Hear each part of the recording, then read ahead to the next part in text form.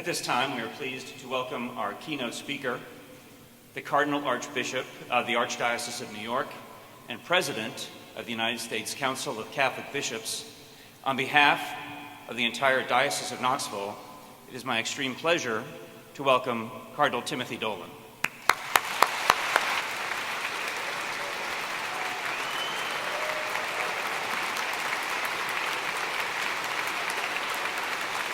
Thanks, everybody. Thank you. Boy, thanks.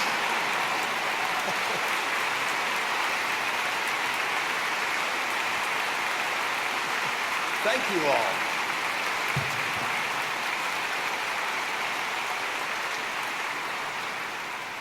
My, oh my, I feel like I'm at Yankee Stadium. This is great. This is great. Thank you, and most of all, thank God.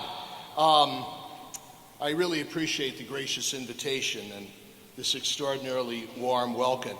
I've been looking forward to this event, to be with all of you here in the Diocese of Knoxville as you convene the Silver Jubilee of this magnificent Diocese of Knoxville, so appropriately by centering upon our Lord and Savior Jesus Christ, really and truly present in the most holy Eucharist. Actually, late last night, I was thinking very fondly of this diocese here in eastern Tennessee as I was writing my address and as I was sipping on some Jack Daniel's single barrel whiskey.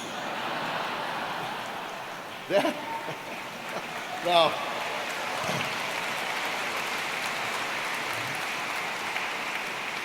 and this is all I get, the water here. Jack Daniel's single barrel whiskey, probably my second favorite whiskey. My favorite, as you might imagine, because of my name and background, would be Jameson. Jameson Irish whiskey. Jameson 18-year-old Irish whiskey, to be precise, which my dear father always said had to be a darn lie because no self-respecting Irishman would let it sit around that long. You all made me feel so very welcome. I love the name tags. Did you see them? And at the bottom, so mine was, very formal, His Eminence, Timothy Michael Cardinal Dolan, Archbishop of New York. And then below that it had Hoagie Meatball Hero. Now, I don't know what the names of the sandwiches that we got. I'm from New York, not New Jersey, all right? There are a number of reasons I'm thrilled to be with all of you here in the Diocese of Knoxville. Believe me, first of all, it's always good for my soul, my heart, to be with God's faithful people in prayer as we seek a renewal of our faith. And that's what you're doing here at this Eucharistic Congress.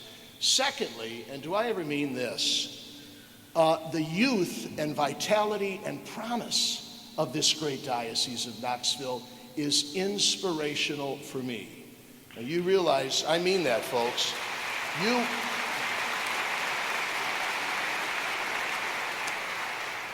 You're 25 years old, all right? I come from the Archdiocese of New York. We had our 200th anniversary in 2008, and even we are babies compared to the rest of the Church Universal. But here in the South, you've got a remarkable sense of cohesion and pride and radiance and Catholic identity and hope and promise and renewal, and you are a downright inspiration to me. Do you know what it meant to me to be walking out in that hall and seeing hundreds of people lined up for the sacrament of penance? There were so many sins being confessed that the fire alarm went off.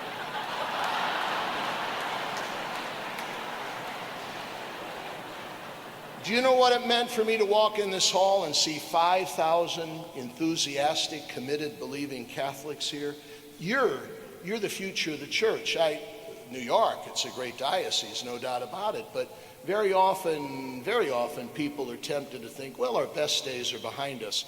Anybody who believes that the best days of the church are behind us, let them come to the Diocese of Knoxville.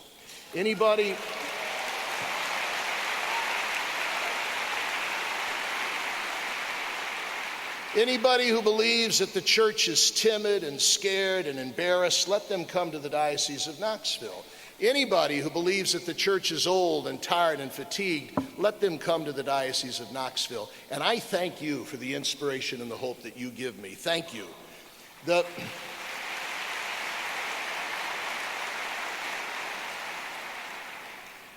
A third reason I'm happy to be here is because I'm in the company of a lot of good friends.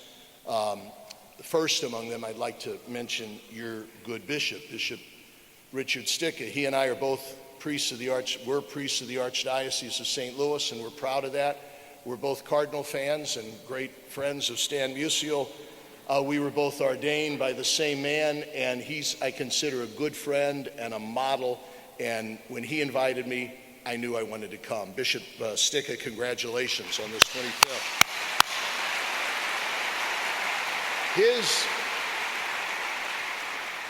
His predecessor, I consider a good friend, and I'm particularly honored to have him serve as Vice President of the United States Conference of Catholic Bishops, Archbishop Joe Kurtz. Hallelujah.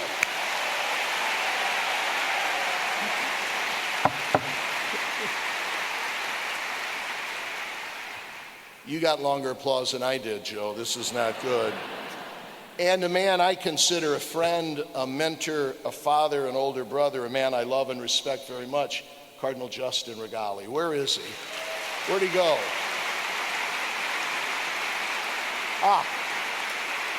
There he is. You know, today is the 28th anniversary of his ordination as a bishop.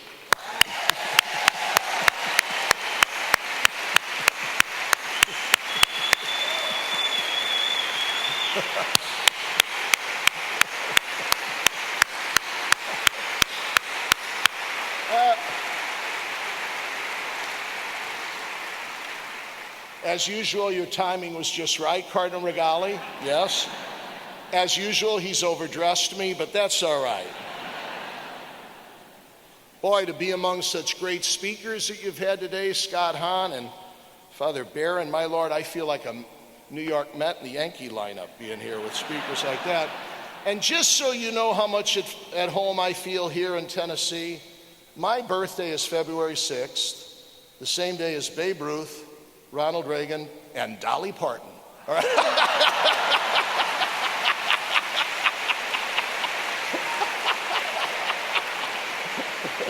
Oh. And a final reason I am so delighted to be with you because of the magnificent feast, September 14th, the Feast of the Triumph of the Holy Cross, a magnificent feast in the calendar of the Church. And it also happens to be the great Day of Atonement for our Jewish brothers and sisters, Yom Kippur. And I'm going to say a little bit about that later. Now, my topic, folks, let me get down to business, okay? My topic is obviously the Holy Eucharist. That's the topic of this day, so appropriate as you center upon Jesus as you begin your Silver Jubilee year.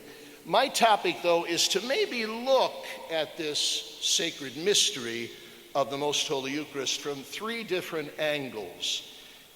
Blessed John Paul II, who, by the way, ordained Cardinal Regali 28 years ago today, and then it was Cardinal Regali who ordained Bishop Sticka and me, so we kind of consider ourselves relics. We're like grandsons of blessed, soon-to-be St. John Paul II. Anyway, in one of his magnificent writings on the Holy Eucharist, he called it gift and mystery. The Holy Eucharist is a gift and a mystery. Now, like any other mystery, we're never going to comprehend it. If you think you're going to comprehend it better after my talk, I hope maybe a little better, but we're never going to completely appreciate it and understand it. So like we often do with the mystery, we look at it from different angles.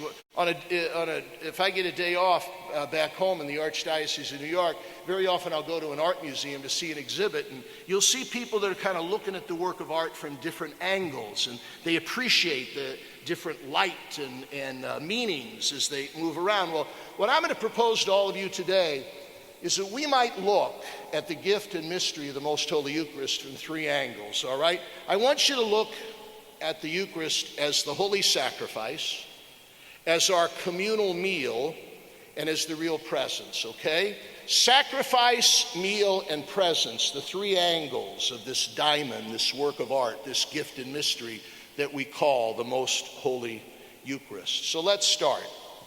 The Eucharist as a sacrifice. The Eucharist as a sacrifice. You ready? If I go on too long or if I'm not making any sense, somebody pull the fire alarm, all right? The Eucharist as a sacrifice. Listen up. Every time then that you eat this bread and drink this cup, you proclaim the death of the Lord. Sound familiar? St. Paul wrote that to the Corinthians. We hear it every Holy Thursday in God's holy word, the very evening the Eucharist was instituted. You see what St. Paul is getting at, everybody? There is an intimate connection between the Mass and the sacrifice of Jesus on the cross on that hill called Calvary on that Friday strangely called Good. And that's why we call the Mass the holy sacrifice of the Mass. In our ancient Catholic belief, the Mass is the renewal of that supreme definitive sacrifice of Jesus on the cross on Calvary that first Good Friday. Now, listen closely, because very often that can be misunderstood, and we Catholics are sometimes prodded by more fundamentalist or evangelical Christians. You got any here in Tennessee? And very often they will say, aha, does that mean that you Catholics do not believe that the cross, that the sacrifice of Jesus on the cross was not the definitive, dramatic, once and for all saving act of redemption? And we answer, that doesn't mean that at all. That means that we as Catholics believe, rooted in the Bible and the 2,000-year reflection of the people, of the faith of the church, that the death of Jesus on the cross is so definitive, so dramatic, that it is infinite, it is eternal. Because the one who offered that sacrifice is not only true man, but true God. So his sacrifice takes upon itself infinite and eternal value. So you see what? The sacrifice of Jesus on the cross, God the Son, the second person of the most blessed Trinity, his sacrifice to God the Father, that supreme, definitive, once and for all act of sacrifice, oblation, praise, atonement, petition, and contrition is still going on, because it's infinite, it is eternal, and at every single Mass, at every single holy sacrifice of the Mass, we are sucked up into it. We are absorbed into that infinite, eternal act of sacrifice by God the Son to God the Father. Our gospel for this feast of the triumph of the Holy Cross happens to be from St. John, when Jesus claims the Son of Man, that's himself, the Son of Man must be lifted up, and when I am lifted up, I will draw everyone to myself. And folks, that happens at every Mass. That's what the Mass's sacrifice means. Now, God's people, you know this innately. When I was a priest back in the Archdiocese of St. Louis, I was an assistant pastor at Little Flower Parish. Wonderful African-American Catholic family in that parish, the Reeses. And little Yvonne Reese was in our first grade, and she was riding her bike, and she fell, and she hit her head on the curb, and she went into unconsciousness. And when I was called up to St. Mary's Hospital, which is only a half mile away or so, to be with them, the doctors were briefing the Reese family that things did not look good, and that she was probably going to die. And so I stayed with them for most of the night. I prayed with them, as any priest would do. And as it got to be about 5:15 in the morning, I said to the father, Vincent de Paul Reese, I said, Vincent, I got to go home because I have the 6:30 Mass at the parish. And as he walked me out, he said to me, now, Father Tim, when you say Mass, when you pick up the paten, you know what that is, the little gold plate upon which rests the bread, the wafer that will become the body of Christ. And Vincent said, Father, when you raise up the paten at the offertory, would you put Yvonne on it? Now you see what that father knew.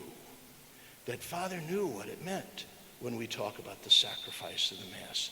The love of his life, an anxiety that he never thought he would have to bear to see his little daughter dying. He wanted to put her on the paten. And he wanted her to be united with the sacrifice of Jesus on the cross. I didn't have to give Vincent de Paul Reese this talk on what it meant that the Mass is a sacrifice. You've all heard of Padre Pio, right? The great Italian Capuchinist feast day is coming up. And you know he had the stigmata, the imprint of the nails in his hands and feet and his side. And observers said that the stigmata would hemorrhage most, would bleed most, when? As he offered Mass. Now that makes sense, doesn't it? Because that's when he and we are most united to the sacrifice of Christ on the cross. Earlier this week, I went to visit a great priest of the Archdiocese of New York, Father John Grange. He's been active in the Hispanic apostolate his whole life in the South Bronx. He's dying. He's dying bad. He's dying of cancer.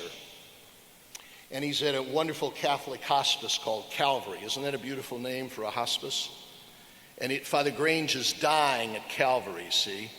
And when I called to say I'm coming to see you, he said, Cardinal, would you do me a favor? Would you bring a Mass kit and could we have Mass together? And I said, of course we can. So when I got there he is in his bed and he's hooked up to wires and tubes and he's bruised and he's emaciated and he's yellow and he hadn't eaten and he is in pain. And I take the stole and I put it over him, and on the tray on his bed, we set up for Mass. And Father Grange says to me, this is the best altar I have ever had. Now, he's right. He's on the cross with Jesus on Calvary. Where more appropriate that he would offer Mass? Don't you, my brother bishops, my brother priests, don't you love the new missal as we go to the Eucharistic prayer, the heart of the Mass, as we open it up to begin those words? In the new missal, we always see the picture of Jesus on the cross on Calvary, reminding us of what we're doing, that we're there, we're with him. I don't know if you ever heard the story of the Jesuit Dominic Tong. He was in the prisons by the Chinese communists, and he was 8 years in solitary confinement. Never let out of the cell, see? I don't know if he ever saw light. Never let outside. 8 years in solitary confinement in a communist cell in China. And finally, after 8 years, the guards came and they said, oh, you've been a good prisoner. And so, what would you like? We can't let you go, but is there any favor you'd like? What can we do for you after 8 years? I don't know. What would you ask for? A change of clothes? A walk outside? A hot shower? A special meal? To see a friend? To open mail? To make a phone call? What does Father Dominic Tong say? Yes, I would like to offer Mass. I would like to offer Mass, this great priest says. He had been on Calvary for 8 years in a cell in solitary confinement, and what he wanted to do was to offer Mass. He knows what it means that the Mass is a renewal of the sacrifice of Christ on Calvary. Now, folks, Here's a practical conclusion to the Mass as a sacrifice. Because we believe that the Mass is a sacrifice, you know what? The Mass always works. The Mass is always effective. Because in reality, it doesn't depend upon us at all. It depends on Jesus. It depends upon the only begotten Son of God. Now, that doesn't mean that our active participation is not worthwhile. You bet it is. And we rightly spend a lot of time making sure that our part in the Eucharist is significant. Look at the work right now in this setting up for the Mass now. Look at what you do in your parishes, the greeters, the lectors, the extraordinary ministers, the flowers, the vestments, the music, what we priests try and bishops and deacons try to do with our homilies and our reverence and joy at Mass. All of that important, folks, but when all is said and done, the Mass is not our doing at all, is it? The Mass is the action, the saving action, the sacrificial action of our Lord and Savior Jesus Christ, and he never has a bad day, all right? He never doesn't do something that doesn't work. Now, we can sometimes get caught up in the externals of the Mass.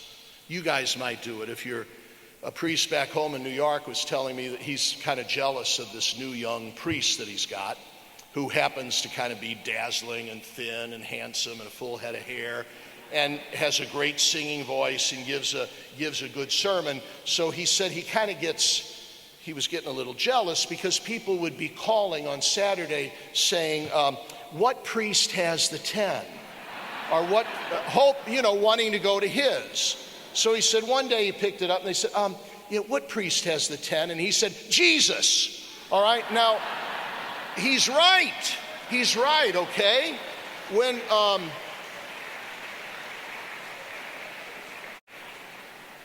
because the Mass, the holy sacrifice of the Mass, is bottom line here, everybody, is the action of Jesus Christ.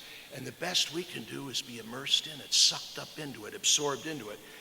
Listen to what St. John Vianney said, the Curé of Ars, the patron saint of priests. Listen, all the good works in the world are not equal to one holy sacrifice of the Mass, because they are the work of human beings, while the Mass is the work of God. Even martyrdom, John Vianney says, even martyrdom shrinks in comparison, for it is the sacrifice of a person to God, while the Mass is the sacrifice of God for man. You get it? The Mass is a sacrifice, the holy sacrifice of the Mass. As I wrap up this Mass as a sacrifice, repeat with me on this beautiful feast. Do you know what? We adore thee, O Christ, and we praise thee, because by thy holy cross thou hast redeemed the world. And what a beautiful prayer to say as we get ourselves ready for the holy sacrifice of the Mass. We adore thee, O Christ, and we praise thee. Okay. Next, second, my favorite, the Mass is a meal. The altars in our, I keep neglecting the choir there, I'm sorry. I like to preach to the choir, so good to see you over there, all right? What's going on up in Oregon today anyway? Do we get any score? We got any score? We don't know yet, okay? The altar in our parishes, of course, look at the altar closely. The altar in our liturgical design both represents the rock of sacrifice with the Hebrew people, and it also is a table for our family meal. I mentioned earlier, today is Yom Kippur, right? This is the great day of atonement for our Jewish neighbors. In New York, it's a biggie, all right, because we have a large Jewish population. You can't believe that it's the traffic dies down, the city goes quiet. It's very inspirational because the Jewish people take this Feast of Yom Kippur very seriously. When this is their day of atonement and sacrifice.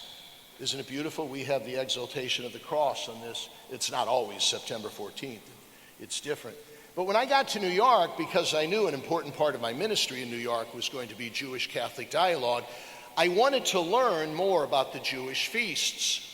And so when I would meet with rabbis, which I often do, I finally asked one of them, with whom I am very comfortable, I said, David, could you explain to me the Jewish feasts? And he says, well, I'll try my best. But he said, here's the best way to remember it. Every Jewish holy day, every Jewish feast boils down to this. They tried to kill us. God saved us. Let's eat. All right? Now, all right. Now, our Jewish neighbors are getting ready to break the fast at sundown tonight. They tried to kill us. God saved us. Let's eat. I don't want to be irreverent here, folks, but in a way, that's what Jesus is saying at every Mass. They tried to kill me. God, my Father, saved me. Let's eat. All right? Because the Eucharist, the Holy Eucharist, is our communal, our spiritual, our supernatural family meal.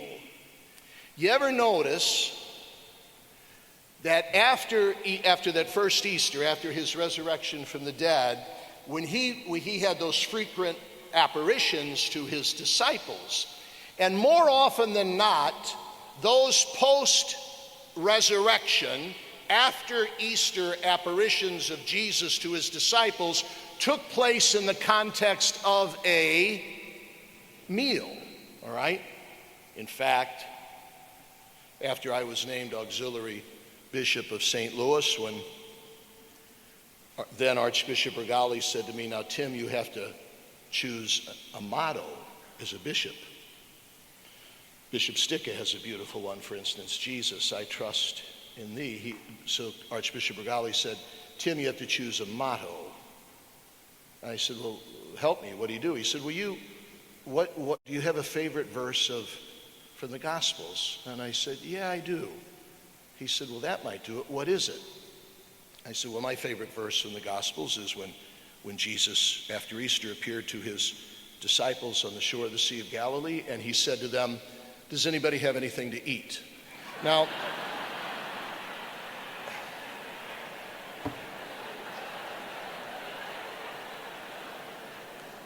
he didn't go along with that one, all right?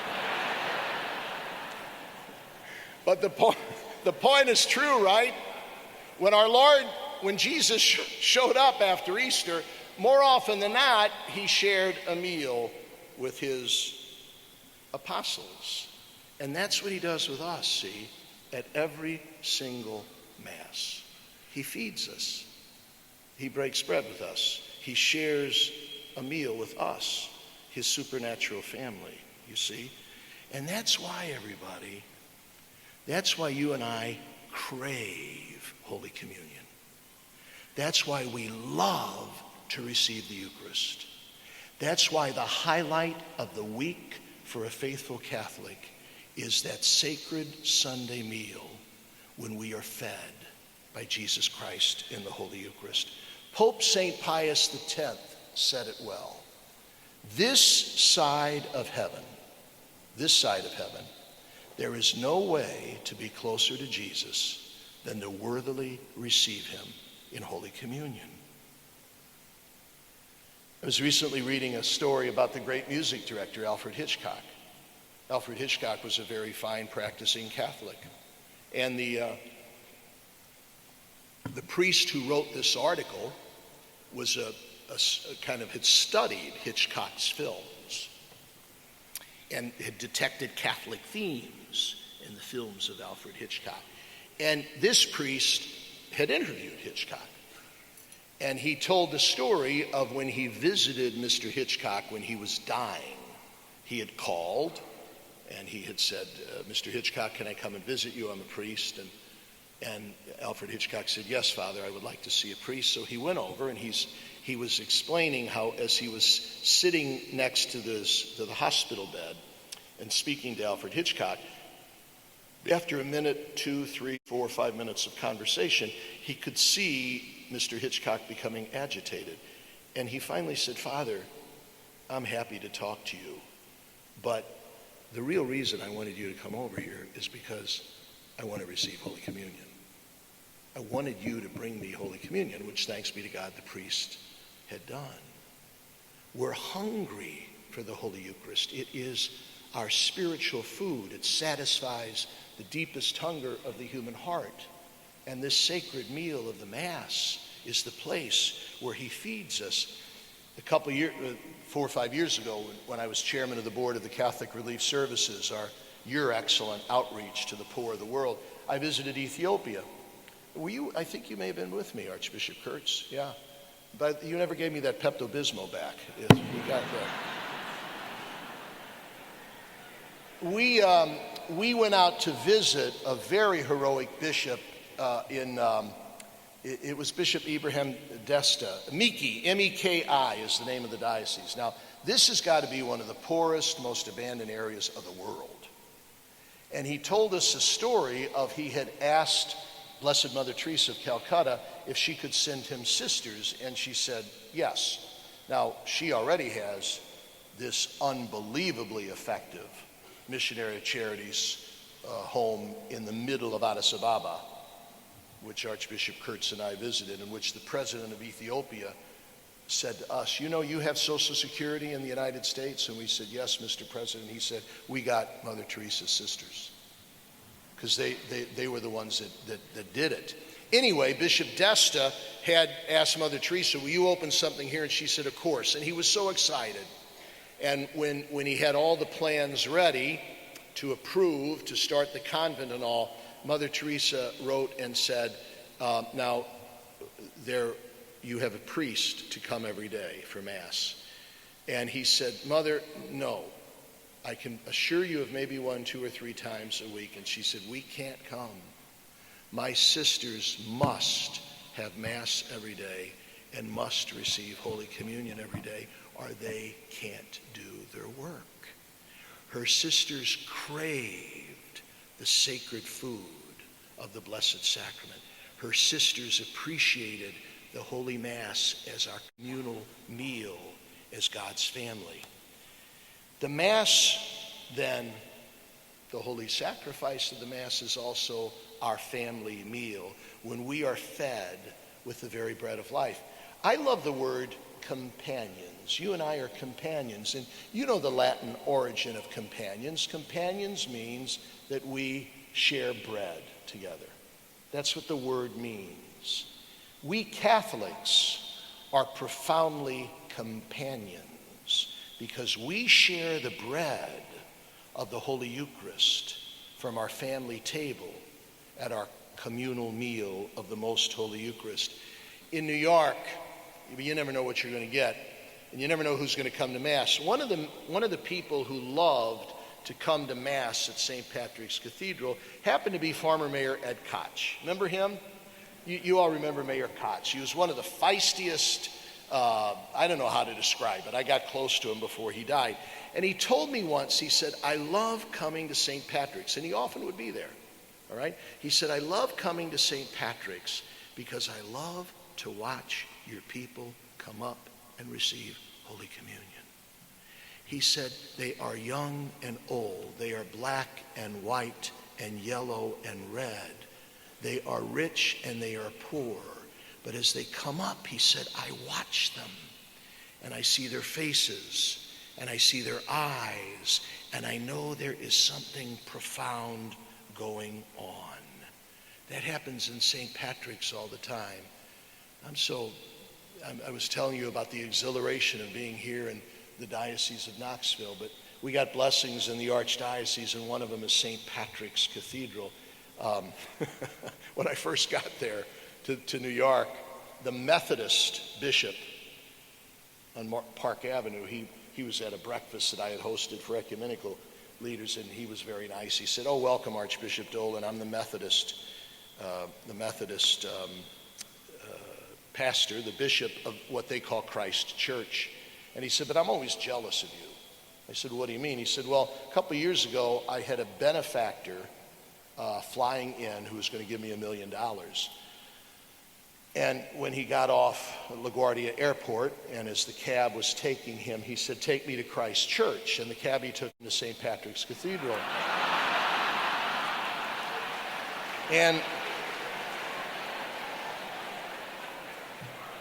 And the gentleman said to the cabbie, he knew, he said, cabbie, this isn't Christ Church. And the cabbie is only a New York cabbie, could turn around and said, listen, Buster, I don't know anything about religion. All I know is that here in New York, this is where he lives. All right? Now,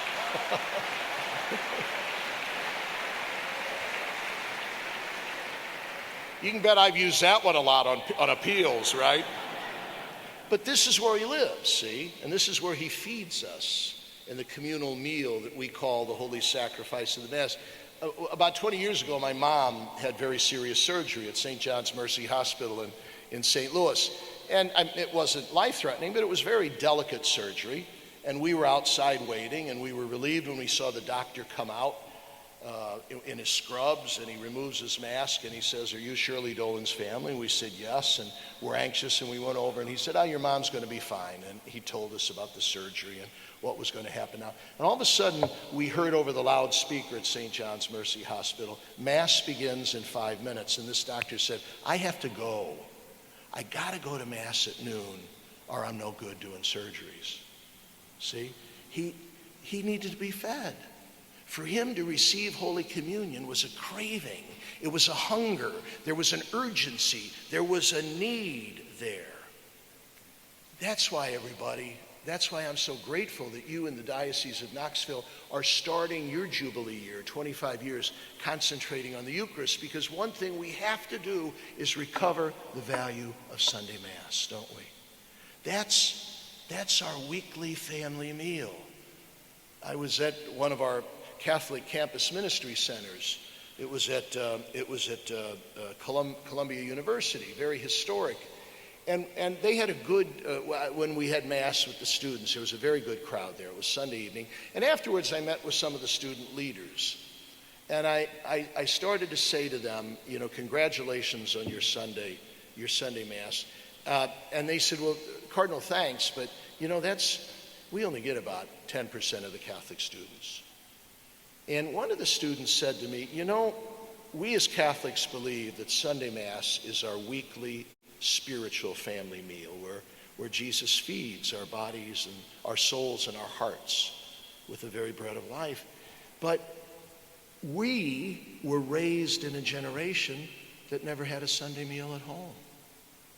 We can't remember our families sitting down. One of the parents was working, or one of us had soccer games, or maybe Christmas and Thanksgiving we'd have a family meal, but in general, the notion of a family meal wasn't dominant. I'm told it is much more in the South. And that's why we got to recover that, not only family-wise, we got to recover that spiritual family-wise. Because the Sunday Mass is our weekly supernatural meal. Some of you fellas might remember the name Sal Bandos. Sal was a great baseball player.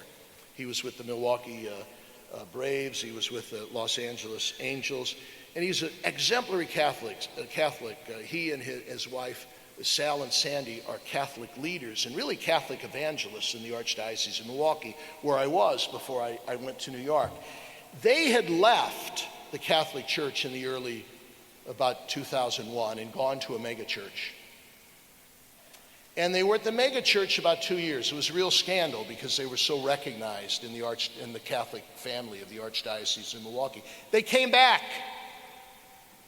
And now they're on the circuit. They'll go anywhere, anytime. And when people said, why'd you come back? They said, because we missed Holy Communion. We missed Holy Communion. Holy Communion is so necessary to us. You see,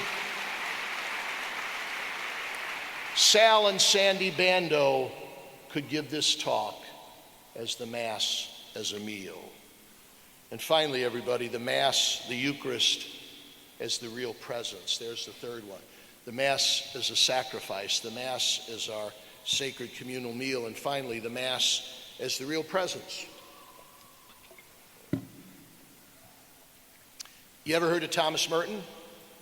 Archbishop Kurtz has. His abbey is there at Gethsemane in the Archdiocese of Louisville.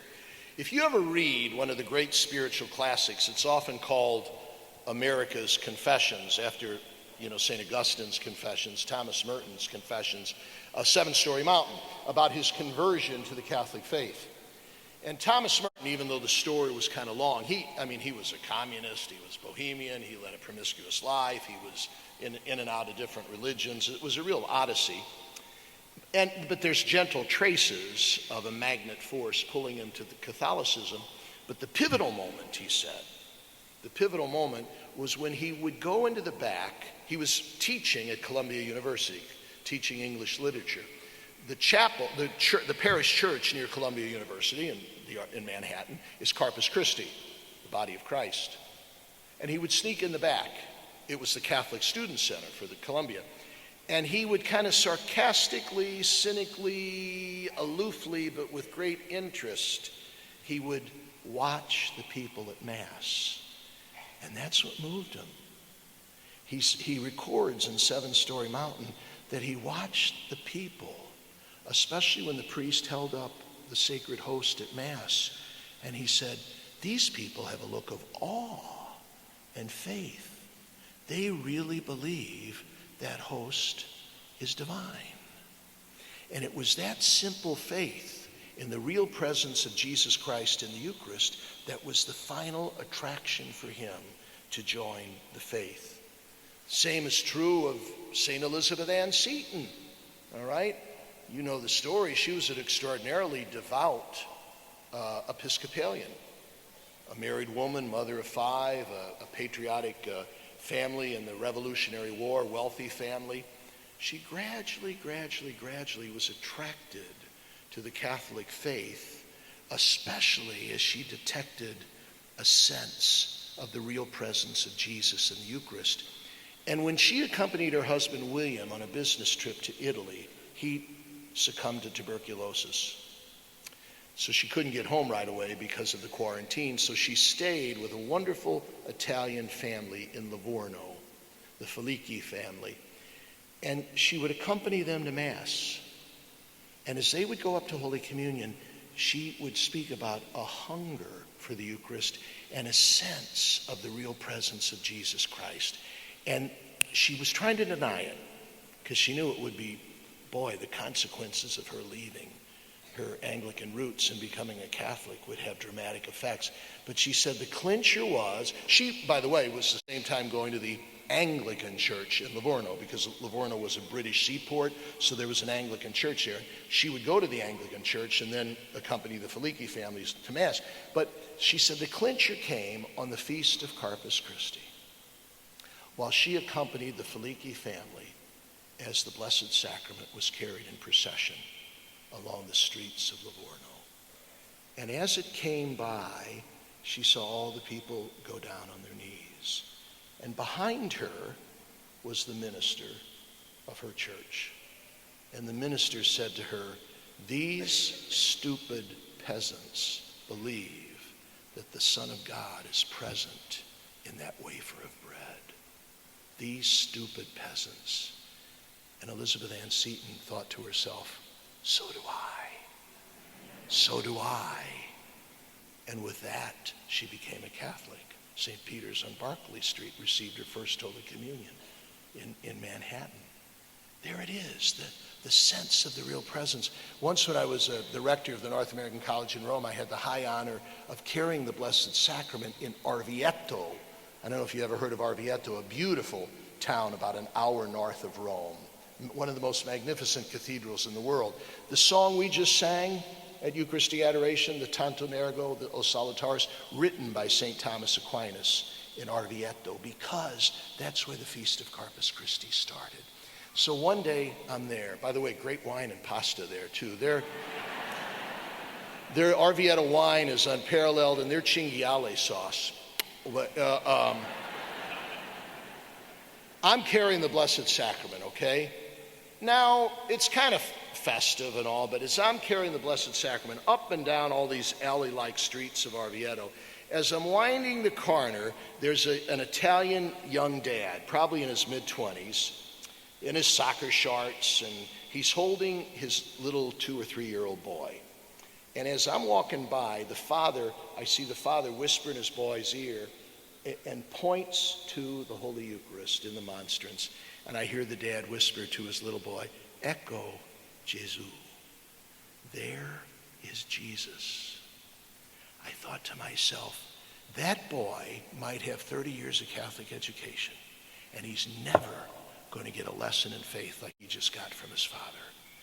Ecco Gesù. Jesus is really and truly present in the most blessed sacrament of the altar. That's our timeless Catholic faith, as Cardinal Regali renewed so very well in our Eucharistic adoration. I ask everybody, is the Eucharist a sign? Yes, but it's not just a sign. Is the Eucharist a symbol? Yeah, but it's not just a symbol. Is the Eucharist a meal? Yes, but it's not just a meal. It's the real thing. Coca-Cola has nothing on us, all right? It's the real thing, because Jesus Christ is really and truly present, body, blood, soul, and divinity in the most blessed sacrament. Guess who said this? If Jesus Christ said, "This is my body, this is my blood," well, it's good enough for me. Martin Luther, all right? That's what Martin Luther said. That's the real presence. Jesus Christ is really and truly present, body, blood, soul, and divinity in the most holy sacrament of the altar. Your great Southern author, Flannery O'Connor, that great Catholic Southern she was at some fancy cocktail party where some enlightened Catholics were saying, we think the Eucharist is just a symbol. And in the salty language with which Flannery O'Connor was often noted, she said, if it's just a symbol, the hell with it. All right? Because it ain't just a symbol. It is the real thing. You ever heard of Father Richard John Newhouse? He was a great scholar, convert from Lutheranism. He was raised in an impeccably faithful Lutheran family and was grateful for and proud of his Missouri Synod Lutheran roots to the beginning, till the end, even though he had become a Catholic. Father Newhouse said that one of the things that really stuck with him when he was a boy, he was great friends with a Catholic family in the neighborhood, and he could see how they believed that Jesus was really and truly present in the tabernacle. And he said he believed that when his father was a Lutheran minister, Missouri Synod Lutheran minister, and he knew his dad believed that Jesus Christ was there in a unique way. But he watched after Mass when his father, who was a Lutheran minister, the hosts that had been part of the Mass, he'd bring them back and put them in the bag and use them in the next Mass. All right? So because as deep as that faith was, they don't have the exact same faith that we have in the real presence. And Richard Newhouse said back then, what attracted him, what he found tantalizing about the Catholic faith, he said, at the Catholic Church, whatever had been consecrated was kept in the ciborium and reverently placed in the tabernacle, and it was clear that his little Catholic buddies really believed that Jesus was really and truly present there. And he never lost that intrigue. He never lost that fascination until it blossomed with him becoming a Catholic. The real presence, again, attracting people to the faith. So, here we are. Here we just came from Eucharistic adoration.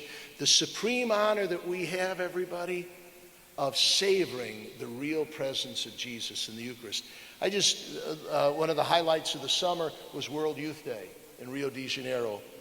I was happy to be there. We didn't have about 180 brave kids from the Archdiocese. It was a long and expensive journey. You heard the story on this, the place where we were supposed to be, Saturday night vigil and Sunday morning Mass with Pope Francis. The rains were so heavy the first part of the week that field outside was flooded, and alligators had come out of the forest. So we thought we better not go there. You know what? I'd be great antipasto for one of those crocodiles. So on the beach, Copacabana beach, you've heard the story, right? It was nicknamed Copacabana, all right? Saturday night, folks, 2.5 million young people from around the world, 2.5 million on that beach, 3 million the next morning for Mass, 2.5 million that night. We're there on that beach. All you could see was young people. They were rowdy, a lot of singing, a lot of applause for Pope Francis. It was tremendous. A lot of exhilaration, a lot of noise, a lot of enthusiasm, a lot of exuberance. At the certain moment when the Blessed Sacrament is exposed on that altar and the Pope kneels down in front of the Holy Eucharist, dead silence. 2.5 million young people, dead silence, as they knew of the real presence. And I will never forget it. I wasn't up on stage with the bishops. I had decided to stay down with my group. And as we're kneeling there in the sand, dead silence, except for the waves. Because see, the waves of the sea were right there. And I thought to myself, we are on the shore of Galilee with Jesus. He is here with us, yes, in his vicar, Pope Francis, yes, in the faith of these young people, yes, in our prayer and worship, yes, in our common commitment, but he is really and truly present in that Blessed Sacrament. And these young kids know what the real presence is. They know he's alive and really present in the Eucharist. Pardon me for keep talking about St. Patrick's Cathedral, but we always have a policeman, a New York cop, assigned on the inside of the cathedral, and one that walks the block around. And there was one night last winter, and I know him, I get to know him. One night last winter, it was pretty late at night when I was coming home, and it was blistering cold. Blistering cold, as only downtown Manhattan can be, with the winds ricocheting off the skyscrapers. And as I'm getting out of the car to run into the house, there's the policeman. And I said to him, I knew him, Sean. I said, Sean, come in for a cup of coffee. It's so dark and cold here. And Sean, I know, he's got his problems, and he'd be the first to say he's not a perfect Catholic, but he takes his faith seriously. And he had teased me about it before. And he pointed up, my chapel's on the 3rd floor, the stained glass windows, and purposely we put the sanctuary lamp, the red candle at the tabernacle, we put it so that it can be seen from the outside. So that right smack dab at 50th and Madison, in those stained glass windows, you can see the red tabernacle lamp, indicating the real presence of Jesus. And Sean says to me, Cardinal, I'm fine. I told you before. And he pointed out to the lamp. That's the only light, and that's the only warmth that I need. A New York cop, who I know firsthand is far from a saint, okay, was still he knew what the real presence is. When I was in Milwaukee, and one of the parishes there was celebrating 25 years of Eucharistic adoration.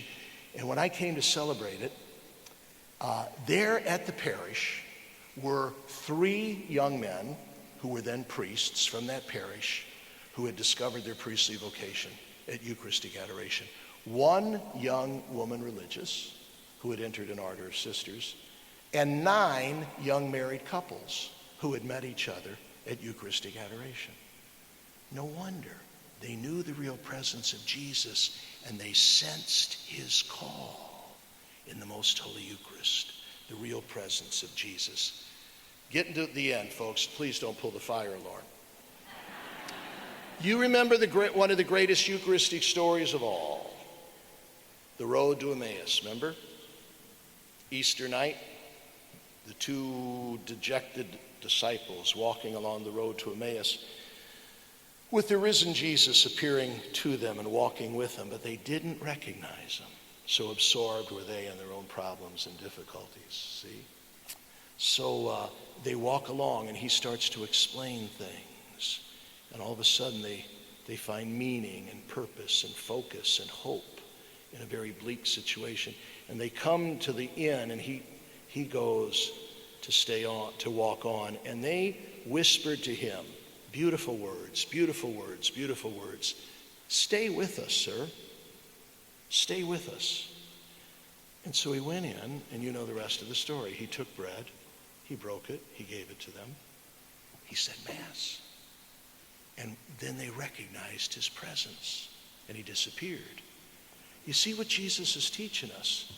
That beautiful prayer, stay with us, sir, he answered by giving us the Most Holy Eucharist, because he is really and truly present in the Most Holy Eucharist.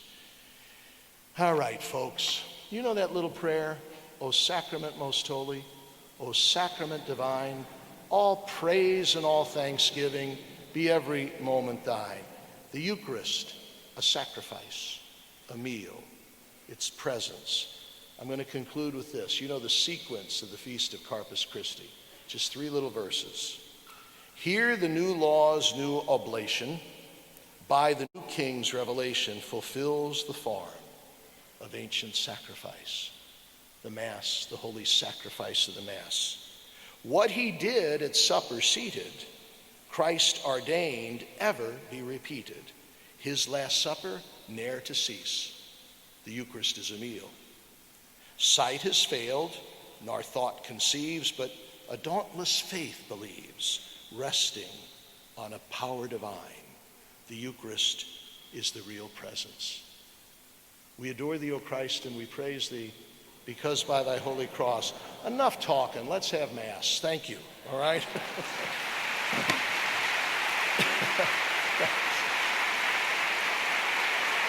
Thanks. Thank you. Thanks. You know what? Bishop Sticka, if you don't have 2 collections with a crowd like this, you're crazy, all right? Let's go.